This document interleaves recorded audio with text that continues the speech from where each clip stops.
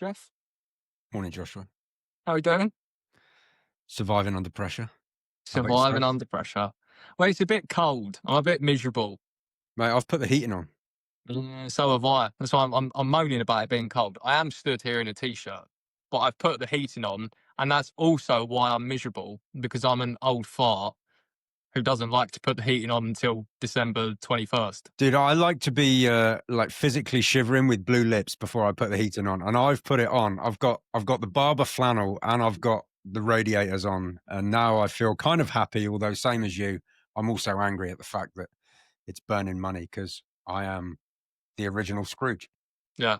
But random thing, is there anything better than being in winter and just washing your hands under a hot tap? Is it just me, or is that like close to orgasmic? No, I agree. Do you know what I did this morning along the same lines? I made myself a toasted chicken sandwich. Very nice. Yeah. I did use thick sliced bread. Don't tell my PT.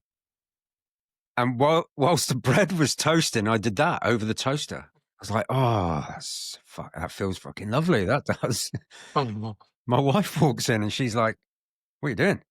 It's like, oh, I'm just warming my fingertips over the toaster. She gave me that look like, mm, what the fuck, Jeff? yeah. Felt good to I me. think we should rename this podcast the random shit that goes on in Jeff and Josh's head. I think we could probably have a separate podcast where we just discuss all of the Yeah. random shit that happens on a daily basis. Although I would be afraid to open the world up to everything that goes on inside of my brain on a daily basis, because most of it would probably get us taken off air. Let us know in the comments behind the scenes of Jeff and Josh's ADHD minds. What would you like to see? Would you We'll like to film see it within reason. We'll film Within it. reason. Within reason. Right, staying on topic of this particular podcast, what are we talking about this week? We are going to talk about how to close a sale at the beginning of the call. Mm-hmm. Sounds good. Cause you and I know, because we both run teams, you and I know that a lot of people skip out on discovery. And discovery is where the close is really won or lost. For the pure, simple reason that discovery will pre-handle objections. A good discovery will pre-handle objections. It will give you all of the information or ammunition you need to be able to hold somebody accountable, but it will also help them articulate it, which is sometimes something that people avoid because they don't want to articulate their problems and their pains. And you may be the first person that's actually helped them articulate that. So the kind of trifecta of a good discovery is they now understand their pain and problem. You understand their pain and problem, and it's given us the ability to pre-handle a lot of the objections that end up biting us in the ass at the end of the call. Mm-hmm. That's my high-level overview. Yeah. And I remember when I was earlier in my remote closing career, I thought I had these great discoveries. And I'd listen to podcasts like this, I'd watch YouTube videos where people were saying, trainers, coaches were saying, your discovery is really weak. And I was sat there going, I'm nailing discovery. I'm doing all of this. I'm getting the pain. I'm getting what it is that I'm looking for. It's the objection handling. That's where I'm losing the deals. It's the pitch. I need to tighten all of this up. This is what It wasn't, everybody thinks the problem is. Everybody thinks their problem is objection handling. Yeah. yeah, it wasn't until I started working with coaches and I had my first really good sales manager who just turned around to me quite brutally and went, Josh, this is absolute shit. And I'm like, okay. And I'm the sort of person, I'm okay with that feedback. I'm okay. I think I've said it before in another podcast. I'm okay being told I don't know shit about shit if it helps me get to that next level. I invite the feedback.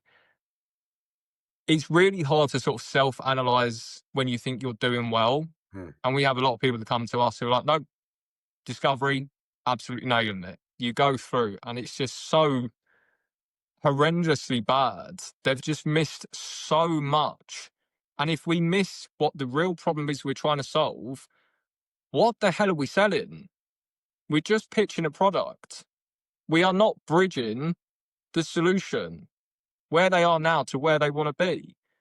And if they don't feel like it is a vehicle, if they don't feel like it is a transformation, the easiest, safest, risk-free path to get to where they want to be, it's just going to sound like a commodity, a product. Let me compare that against option B, option C. Yep. I'm going to think about it. Let me stack it. Yeah. Yeah. Yeah. So just to kind of stack on that a little bit, we know because we do, multiple sales call reviews each and every week. Mm. And I think where people fall down is two things. Number one, they don't have a framework for a good discovery, right? So we talk about it all the time. Pain Don't Cost Design Money Support Trust, right? You've got to hit those 7 levers in order to be able to uncover everything you need to uncover. And the second thing I think they get wrong is that the devil's in the details. So when we're reviewing a call, sometimes we go, okay, pause. Did you get the problem or the pain? And they go, yeah, absolutely. Okay. What was the problem or the pain? This guy wants to lose 40 pounds. Is that the problem and the pain? Is it? Yeah. No, that's about a country mile away from the actual problem and pain. Why do they want to lose 40 pounds? Because I'm unhappy with the way I look. And talk to me a bit more about that. Or when I wake up in the morning and I look in the mirror, I feel like a piece of shit. What does feeling like a piece of shit mean to you? I feel like I'm not showing up for my kids. I feel like I'm being a bad husband. Now we're into problem and pain. So you've gone from, I want to lose 40 pounds to I feel like I'm a piece of shit husband and father. There's your problem and your pain.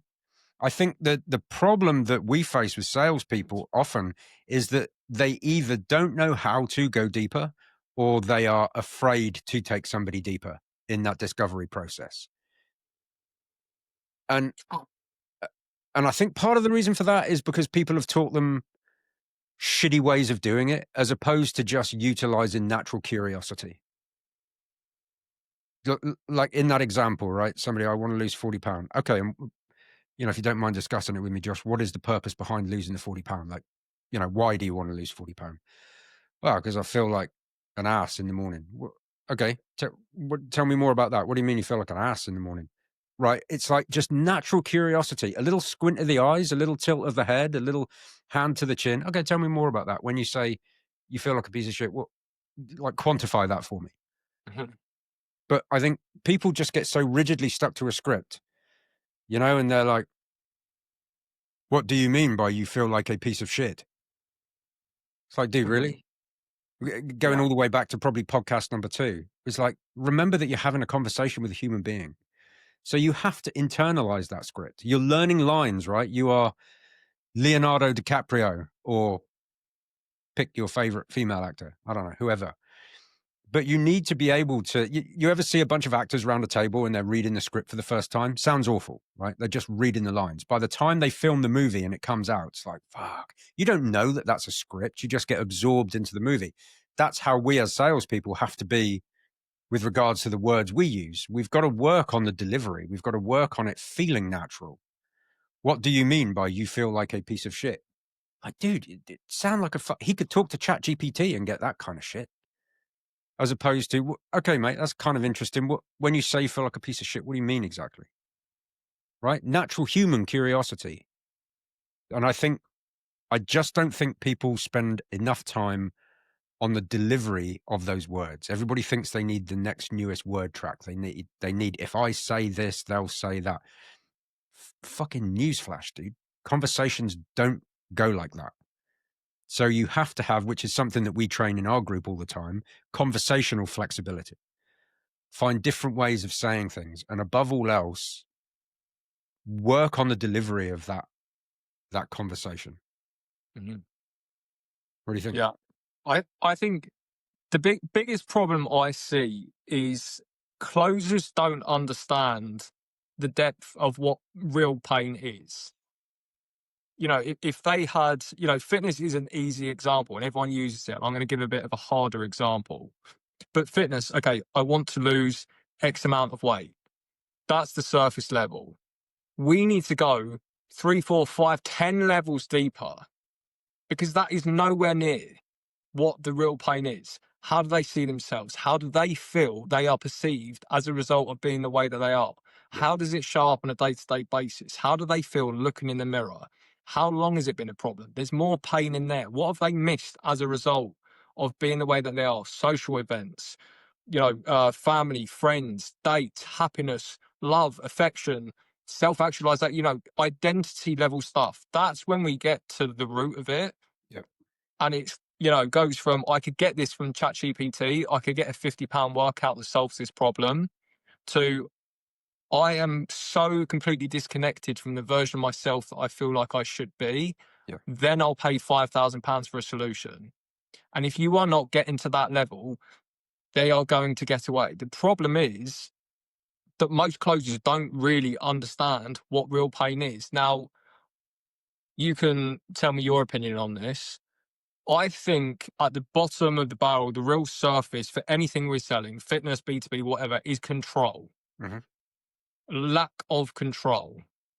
That is always what I am pretty much looking for. If I can get someone on the edge of saying, I feel completely out of control, whether that's income, health, relationships, weight, whatever it might be, okay, that is I can sell you control. I can give you the control back. I can make you feel like that version of yourself again. But it's having that psychological understanding of what people are actually buying that a lot of closers don't have. Now, like I said, I'll give you a harder example. One of the teams that I manage, the closer came away from it and said, this guy had no pain at all. He's the CEO of a big company. They're doing like £120 million a year. There's no urgency. There's no nothing for this guy. He's doing absolutely fine. I think we went through it and reviewed it in the group, right? Something like 1 minute, 31 seconds in, I was like, I know what this guy's pain is. His language has told me exactly what his pain is. He has been instrumental in this company's growth. He feels responsible from growing it from, inception, from ideation to where it is today. But there are shareholders involved in that decision. To grow to where it has. He has missed out on his young family growing up. He spends so much time in the air, flying around the world. There is pain there. He has lack of control. He doesn't have control over the business. He feels like he knows best, but he still has to go to shareholders to veto or agree on decisions. And he said it again, like another minute after that into the conversation. They're opening another site this year. I disagree with that. They've done XYZ. I disagree with that. And he just completely missed it. And I was like, look, this guy wants control. That is it. But we've completely skipped over that and gone, well, they can pay their bills. It's not like, they're not saying there's huge amounts of stress or any of the low level general stuff that I'm generally looking for. So I've taken that as the assumption that this person doesn't have pain. And you're looking for the pain in completely the wrong place, which is what a lot of closers do. Devil is in the details. They don't listen. They're looking for something. They don't find it and think, well, no pain. Mate, I did a call review for a closer and almost the same thing. They were on a call with somebody who was already successful. Guy makes like $1 million a year personal income, doing pretty well. And when he gets into the money questions, he starts asking the prospect about, earnings and potential and where they want to go and where they are now. And you can see the closer's face drop like a fucking stone the second the person went, yeah, well, last year I made $1 million personal income. You could see the closer internally went, oh, fuck it out. I'm like, what was that response? Now, luckily the prospect didn't pick up on it because it was a micro gesture, but nevertheless, it was there. I said, what was that response for? And he went, well, the guy's making $1 million a year. I went, yeah. He went, well, clearly he doesn't have any problem or pain. I was like, dude, are you fucking kidding me? If he didn't have some kind of a problem or some kind of a pain, he wouldn't be on the call. He said, well, what do I do about it in that situation? I said, look, there's multiple areas you could have dug into, but if you miss all the available ones to you, you can always fall back on a kind of what I call a hands in the air moment, which is where you say to the prospect, look, to be honest with you, Josh, this sounds like it's going great. That sounds like it's going great. You did $1 million revenue last year or $1 million personal income last year. I'll be blunt with you, mate. I'm kind of struggling to understand why you booked the call in the first place. Mm-hmm. So what that does is it gets them to go, dude, no worries. Maybe I haven't articulated it properly. The reason I booked the call is this. And you're like, oh, there's the problem. There's the pain. And I think the big issue, dude, is that closers get so chunked into the mindset, specifically when they work on an ROI offer. Obviously, it's about money, but that doesn't always mean that their pain lies in the money. Their pain, like you said, could lie in lack of control. Their pain could lie in lack of time with their family. And money is the leverage point to give them that time back or that control back. And so I just think you've got to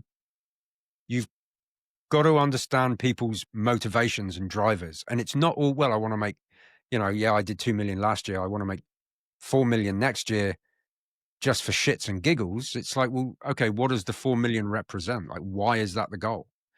Oh, because if I did 4 million, I'd be able to hire this person internally in the team, which means I could take more time out with the family. I could start replacing myself. Okay, gotcha. Tell me a bit more about that, right? It's like, it's not the money. To be fair, it's the same on like a biz op offer. It's not the money. It's what the money affords somebody to do. Well, why do you want to make 10K a month? Dude, because I want to quit my 9-to-5 job. Why do you want to quit your 9-to-5 job? Because my boss is a piece of shit and I wake up every morning and hate my life. Talk to me about that. Right. So it's like, it's not the money. It's what the money affords you to be able to do, Yeah. Yeah. Money is a tool at the end of the day. And when you get them to realize that, them sort of people, especially the more sophisticated prospects who they're doing well, like you said, you've always got that fallback question of, it sounds like everything's going good. I guess anything you would change about X or Y if you could, that's the fallback question. But the problem most closers have is they just take that money as, well, that guy's good. If you don't have the deeper level understanding, you've got to understand, and you've also got to change your language a bit more for like the sophisticated prospects. And the analogy that I always use, and I'll maybe even say it to them sometimes, and like, dude, it sounds like everything's good, but it also sounds like you've got a bit of a golden handcuffs sort of scenario. Like, yeah, you're out making $1 million a year, but at what cost? You said to me, you're spending like 20 hours a week flying. So you've got 2 hours either side of that just being in an airport. So that's 4 hours per flight.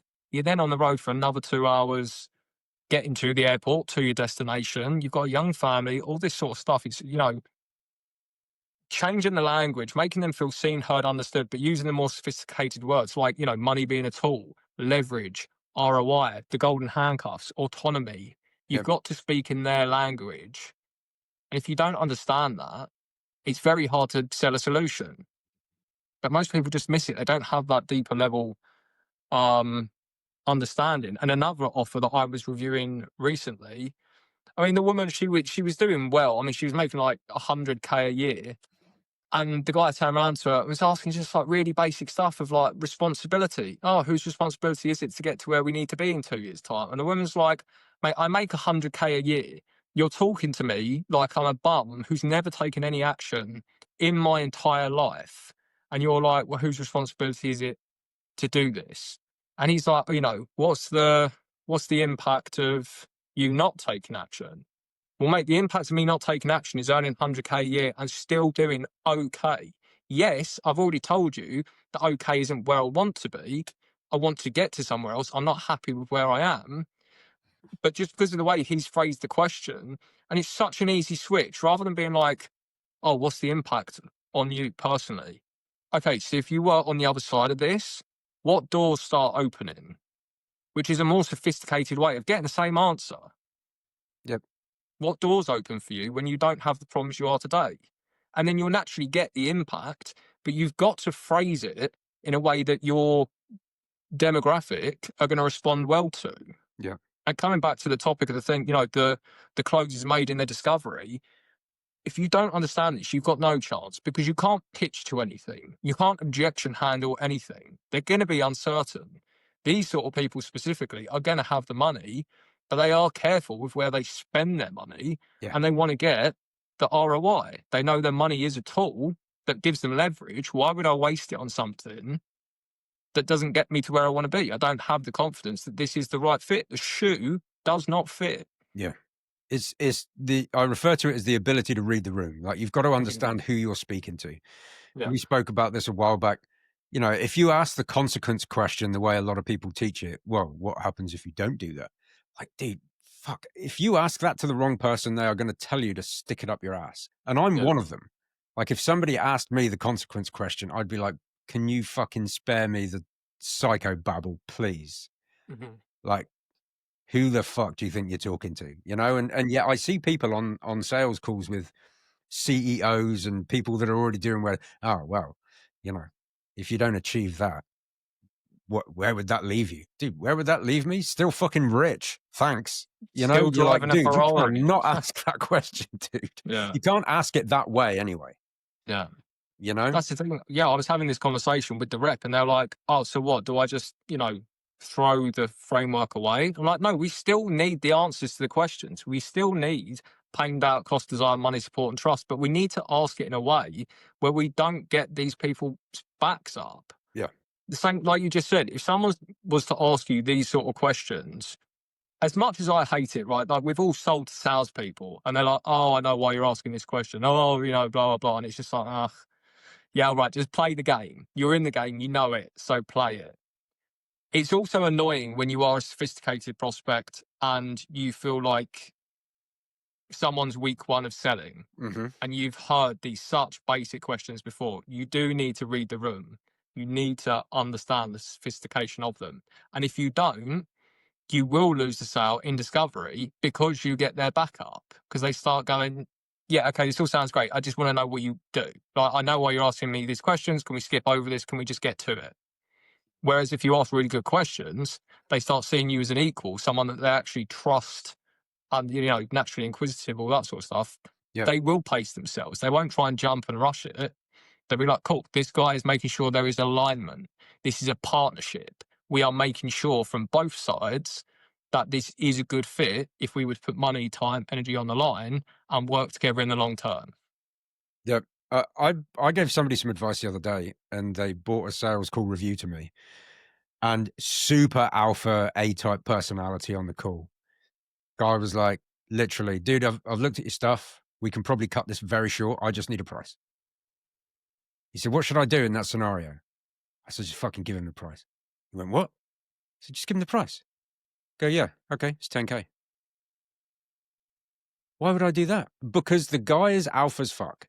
And if you give him some reframe about, we've got to make sure this is a nice, like, you've got to be able to read the room. You've got to know who you're talking to. And if you try and reframe him, he's going to go, oh, I've heard this 1,000 times. Either you give me the price or I'm just going to end the fucking call.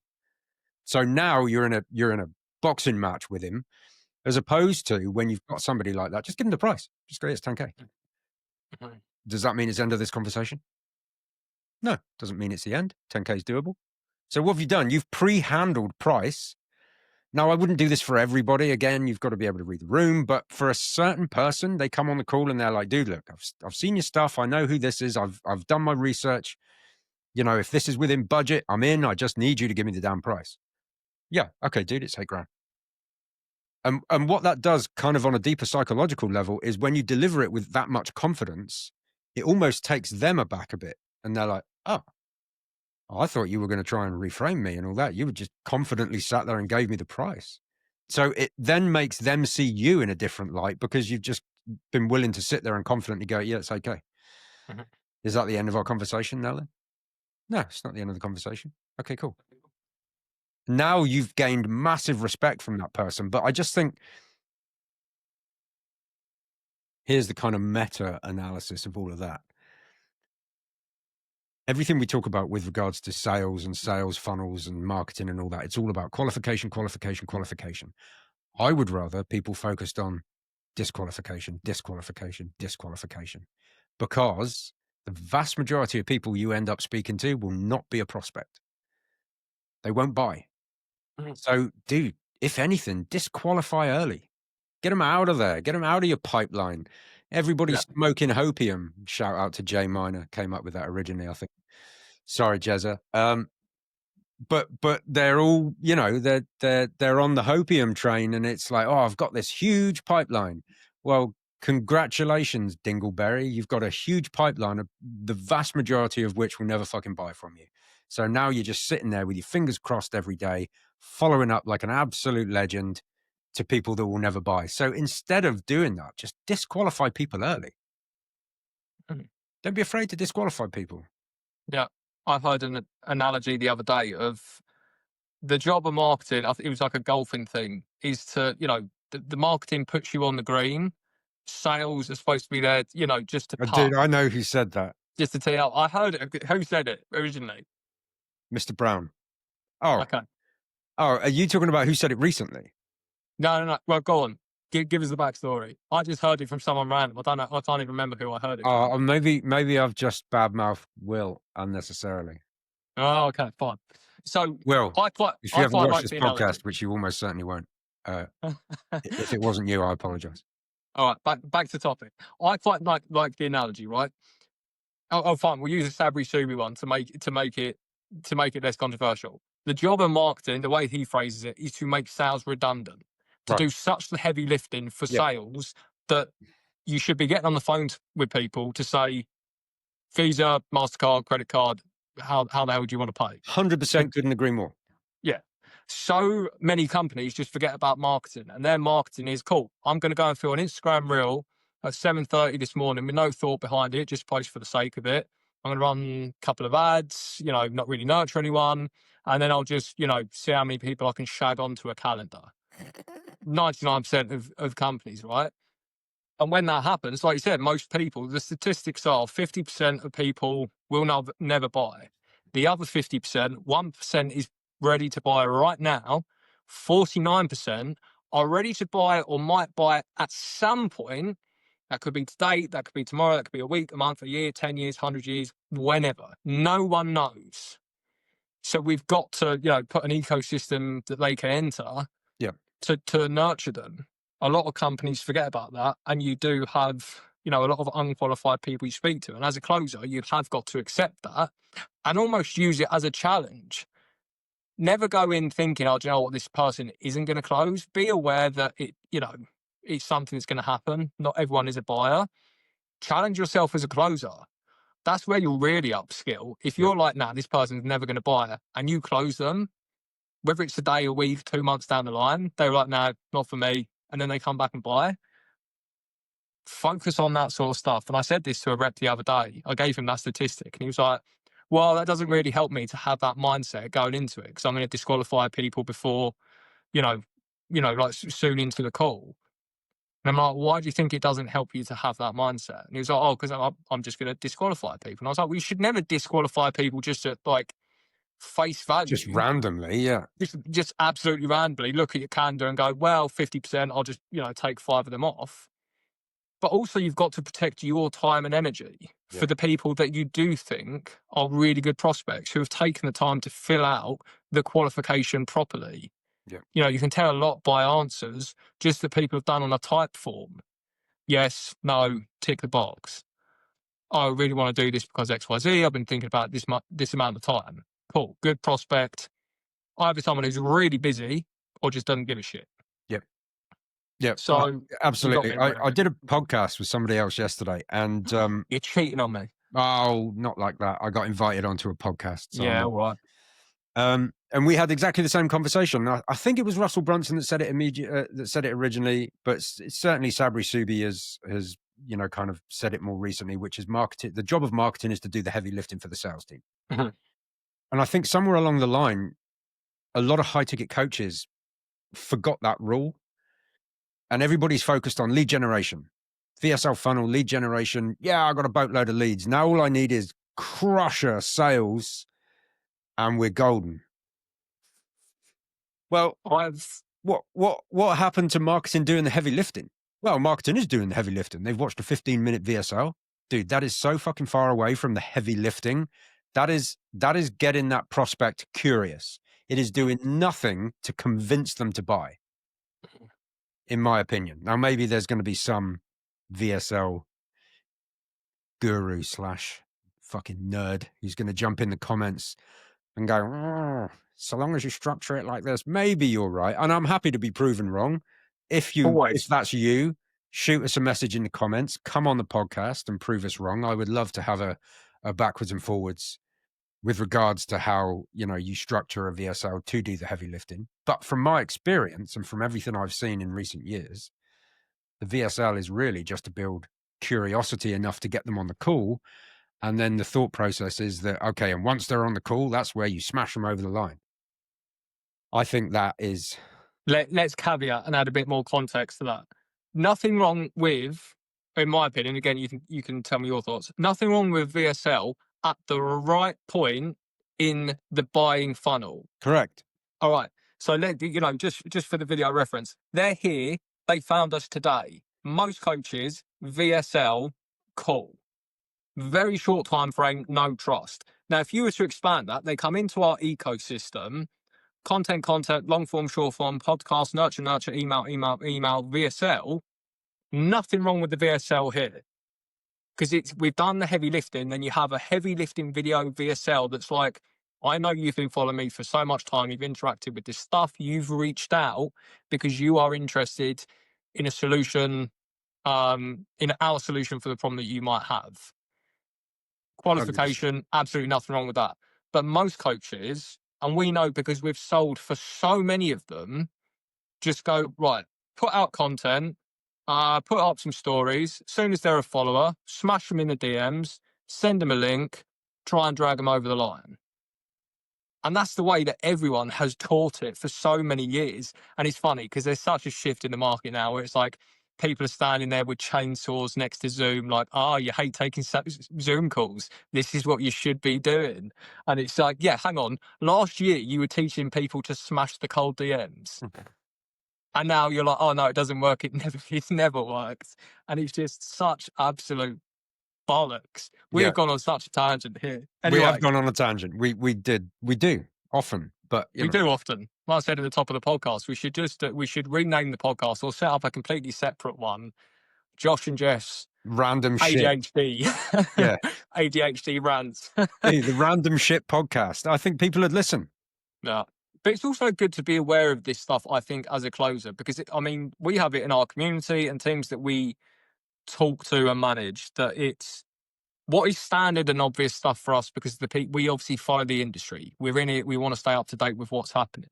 Like we turned around to someone the other day and was like, oh, have you heard of this company?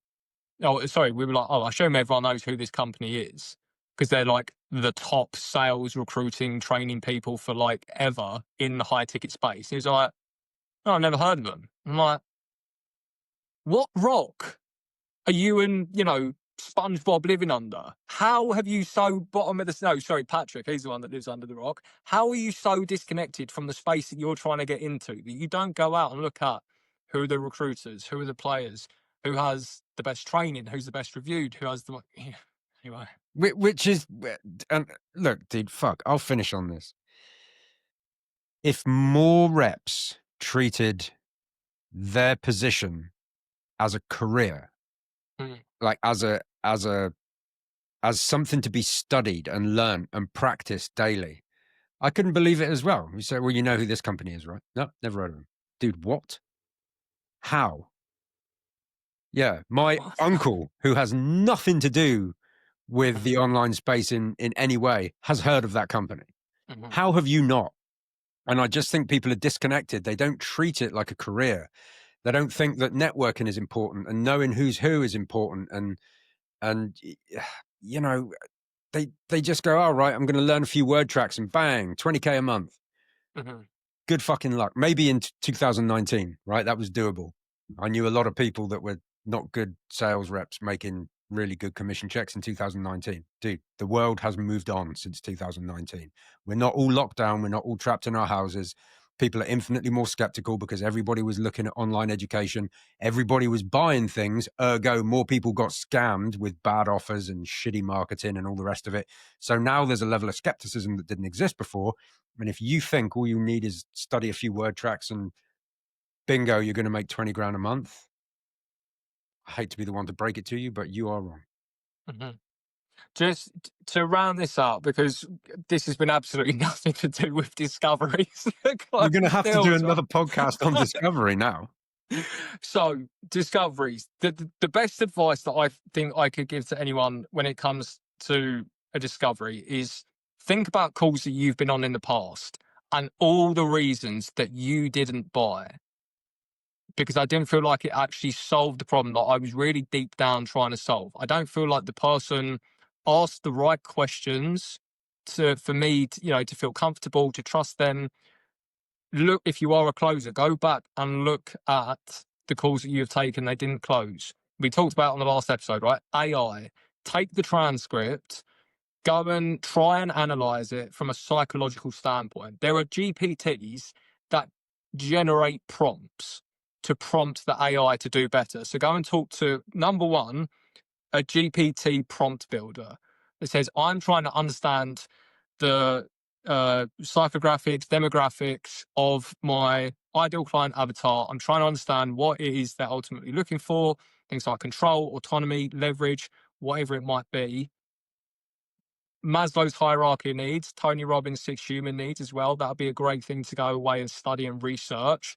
Throw them in there and really start building that picture. You don't need to hit all 7 beliefs in the belief ladder like we've talked about before. No. If you can go so deep on pain and you can position the vehicle that you have as the easiest, safest, fastest route to get them from where they want to be, from where they are to where they want to be, you have a pretty good chance of closing. Totally agree. Without the pain, you have absolutely dick. And there is always pain, whether at the top of the scale, bottom of the scale, middle of the scale, floating around Pluto somewhere. They are on a call for a reason. Pain looks different to every single person. You need to become an absolute weapon at picking up what pain is to different people. Amen. Blue tack drop, because I haven't got a mic. Drop a headphone. There we go. See you on the Nice. next one. Good pod, dude. I'll catch you later. But we'll find out if it's a good pod when we upload it. We always watch these things back and, well, not always. We sometimes watch them back and think, no, we can't upload that. That's absolute hot garbage.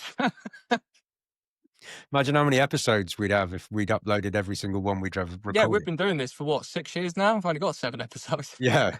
I mean, we'd have more podcasts out, but we'd both probably be in prison. So Yeah, probably. Anyway, see you on the next one. Ciao, ciao.